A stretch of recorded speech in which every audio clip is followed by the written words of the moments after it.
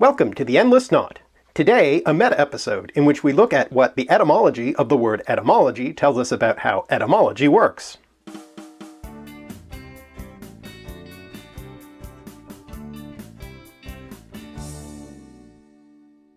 Words have a past, and like all of us, they can change as they grow, so it's often important to consider their etymology or history.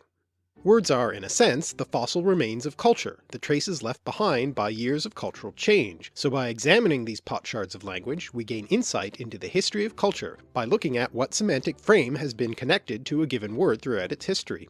However, we must remember that the meanings of words do change over time, and what a word means now is not necessarily determined by what it used to mean, as is the case for instance with the word decimated, which used to mean reduced by a tenth, but now is commonly used to mean reduced by a non-specific extreme amount. And yes, whatever the pedants say, literally can be meant figuratively and just be used as an intensifier. If we forget this and think that a word must always mean what its roots once meant, we are committing the etymological fallacy. Besides, what's really fascinating is the way words change over time. So, the etym part of the word etymology comes from a Greek root meaning true, so etymology originally meant the study of the truth behind words, the logi part meaning the study of, from Greek logos meaning word, thought, or explanation. Greek etymos may be related to sooth as in soothsayer, a teller of truths, and forsooth meaning, one might say, for reals. In fact, in classical and medieval times, scholars often believed that by finding the true roots and meanings of words, they could learn about the true nature of reality, and even God's plan itself. Perhaps the most famous example of this was Isidore of Seville's great work, the Etymology, which sought to explain the world by finding the true names of everything in it. Nowadays, of course, we use the term etymology to refer to the origins and history of words, as opposed to their current meanings and uses. Actually, Isidore's Etymology is more than just a work of etymology. It's an encyclopedic collection of all the knowledge that Isidore, a 5th to 6th century bishop with feet planted both in the classical and medieval worlds, thought important. It's full of information about the classical world that would have been lost otherwise, and came to be a standard textbook of medieval education in the 7 liberal arts, made up of the subjects of the trivium, grammar, logic, and rhetoric, and the quadrivium, arithmetic, geometry, music, and astronomy. In fact, that's sort of what encyclopedia means. It comes from the Greek phrase enkyklaios paideia, literally the circle of education, referring to the educational curriculum, and initially that's what the word meant in English too. Enkyklaios comes from a root that means to revolve, and is related to the words cycle and wheel, and paideia literally means child-rearing, coming from Greek pais meaning child, and ultimately from a Proto-Indo-European root meaning little or few. From this in the child sense, we get words such as pediatrician, and in the education sense, words such as pedagogy and pedant, a word too often connected with lovers of language. Isidore drew on other earlier encyclopedic general knowledge books like Pliny's Natural History, and there have since been other such works. However, one of the first modern encyclopedias as we would recognize it today was the Encyclopédie ou Dictionnaire raisonné des sciences, des arts et des métiers, compiled by Enlightenment thinker Denis Diderot. Today, of course, print encyclopedias have all but disappeared, largely replaced by online resources such as Wikipedia, from the Hawaiian word wiki meaning quick, so literally then, a portmanteau meaning quick education. Fitting, no? So it is perhaps appropriate that Isidore of Seville has been suggested as the patron saint of the internet. But getting back to etymology, while we often trace words back to their immediate source before coming into modern English, such as Old English, French, Latin, or Greek, we can sometimes go back to English's most distant traceable ancestor, Proto-Indo-European. So it's time for a word about that. Languages are like families, with parent, child, and cousin languages. English, for instance, is one member of the Indo-European family of languages, and counts among its relatives languages such as Latin, French, German, Greek, and Hindi, and a long list of others. The ultimate parent of all these languages is thus said to be Proto-Indo-European, a hypothetical reconstructed language. That's what a proto-language is, a hypothetical reconstructed language from which other known languages descend, from Greek proton meaning first, so Proto-Indo-European is the first Indo-European language. And for completeness, Indo and India come, through Latin, Greek, and Persian, from a Sanskrit word meaning river, possibly from an Indo-European root which means to drive or go away. And European and Europe come from a figure in Greek myth named Europa, who was ravished by the god Zeus. But the name is of uncertain ultimate origin, possibly meaning broad face from Eurus meaning wide and ops meaning literally eye, or ironically possibly from a non-Indo-European source, such as Akkadian Arabu, to go down or set, as in sunset, or Phoenician Arab meaning evening, either way suggesting the west.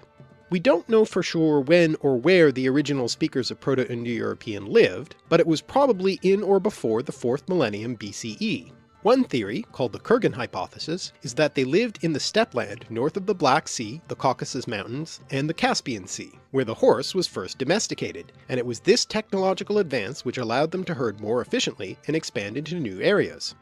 Another theory, the Anatolian hypothesis, is that they originally lived in the area around modern-day Turkey, and instead were an agricultural society. Either way, these original Indo-Europeans did spread into new areas, bringing their culture, and most importantly for our purposes, their language with them. When we talk about reconstructing proto-languages like Proto-Indo-European or Proto-Germanic, it's like doing genealogical research to find a long-lost ancestor, only without any actual physical evidence. Proto-languages existed in a time before writing was available, so no written record survives, but by looking at a number of child languages that we believe are related, we can make some good guesses as to what their parent must have been like. So English father corresponds to Latin pater, Greek pater, and Sanskrit Peter, and we can therefore posit the Proto-Indo-European pater. The asterisk written in front of it means it's a hypothetical reconstructed form. Nor is it just a question of finding a number of similar sounding words with similar meanings in a number of different languages. After all, words can travel, or be snatched, directly from one language to another, so that's not enough proof. Furthermore, words from different languages might be coincidentally similar. Therefore, historical linguists look for regular, systematic, and predictable correspondences between sounds in those sets of similar words. So for instance, the Germanic F in English words such as father, foot, and fish corresponds predictably with P in other Indo-European languages, such as Latin pater, pes pedis, and piscis, and also with Greek pater and pous podos for that matter. This is particularly noticeable in English. Originally a Germanic language, over time it borrowed many words from other Indo-European languages, such as from Latin because that was the language of the Church and of scholarship during the Middle Ages and Renaissance, from French because of the Norman Conquest in 1066, and from Greek because it was often used as the language of scientific terminology after the rediscovery of the writings of the ancient Greeks.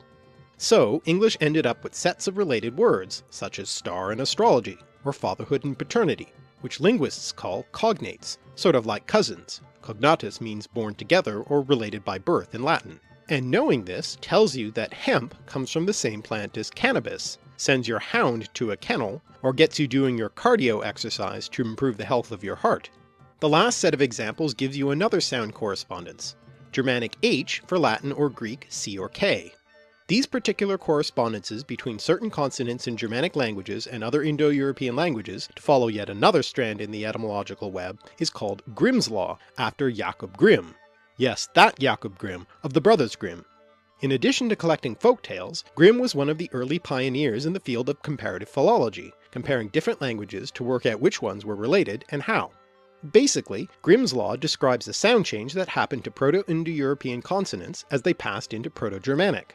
So, the voiceless stops in Proto-Indo-European became the voiceless fricatives in Proto-Germanic.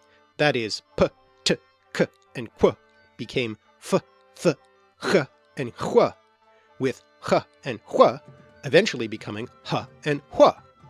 The voiced stops b, d, g, and gu lost their voicing, that is, the vibration of the vocal cords, and filled the gap left by the voiceless stops, becoming p, t, k, and qu. The voiced aspirated stops lost their aspiration, a little extra breath of air, and became those regular unaspirated voiced stops. The word philology, by the way, referring to historical linguistics, or more broadly the study of language in written texts, literally means love of words, which I suppose you must have, as I do, if you're interested in knowing how all these sound changes work. By the way, Grimm wasn't exactly the first to come up with the idea. Friedrich Schlegel was the first to note the PF correspondence, and Rasmus Rask suggested further sound correspondences. But since Grimm was the first to clearly explain the idea as a regular sound change, at least initially crediting Rask, we now generally refer to this as Grimm's Law, though some people have suggested Rask's Rule as an alternate name. However, it was really one of Grimm's predecessors who kicked the whole thing off. In a way, we have trade monopolies and British imperialism to thank for his discovery. During the time of the great European empires from the 17th through 19th centuries, many countries set up what became known as East India Companies, with trade monopolies in the East. Britain's East India Company eventually came to have so much power and control in India that it became a kind of quasi-government, with its own currency, armed forces, and legal system. Eventually, the British government decided it would be a good idea to take more of an active interest in the activities of the company, and appointed a Governor-General in Bengal, one Warren Hastings, who by the way was an admirer of our encyclopedist Denis Diderot and read his writings on the way to India. Hastings also became a big fan of India's ancient culture and texts, and it became policy to run the administration and legal system in the area based on existing customs. Problem was, the ancient laws were written in the equally ancient language Sanskrit, so British judges had to rely on local knowledge, which they didn't entirely trust. They were dependent on the interpretation of the Pandits, scholars of Sanskrit. That's where we get the word pundit, and fittingly too, given the potential for mistrust in both the original and contemporary senses of the word. It was into this situation that language genius William Jones arrived. Jones already had a reputation as a gifted philologist, with knowledge of dozens of languages, and after receiving a judicial appointment in Bengal, he took up the study of Sanskrit in order to translate those legal codes, and in his spare time founded the Asiatic Society with Hastings to pursue serious linguistic studies. And though there were others who had noticed similarities between languages and suggested relationships, Jones was the first to really formulate the idea of a proto-language from which many other languages descend, what we now call Proto-Indo-European. Jones's interest in Indo-European comparative philology kicked off a whole cottage industry in comparative studies in Indo-European and other cultures, such as comparative mythology and folklore, which included Grimm's other great work, the collection of folk tales and fairy tales he compiled with his brother Wilhelm.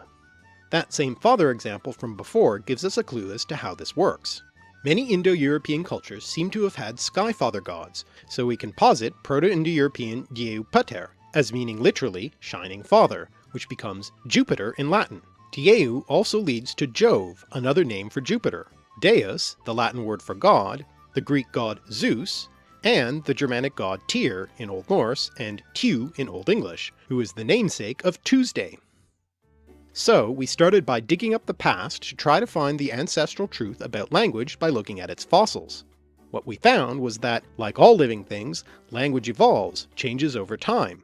And so, while we fill in the family portraits of our genealogy, we also have the fun of looking forward to snapshots of the next generations of our ever-evolving English language. Thanks for watching. If you've enjoyed these etymological explorations and cultural connections, please subscribe to this channel or share it. You can also sign up for email notifications of new videos in the description below. And check out our Patreon page where you can make a contribution to help me make more videos. Leave a comment or question, or tweet @alliterative. You can also read more of my thoughts at my blog at alliterative.net.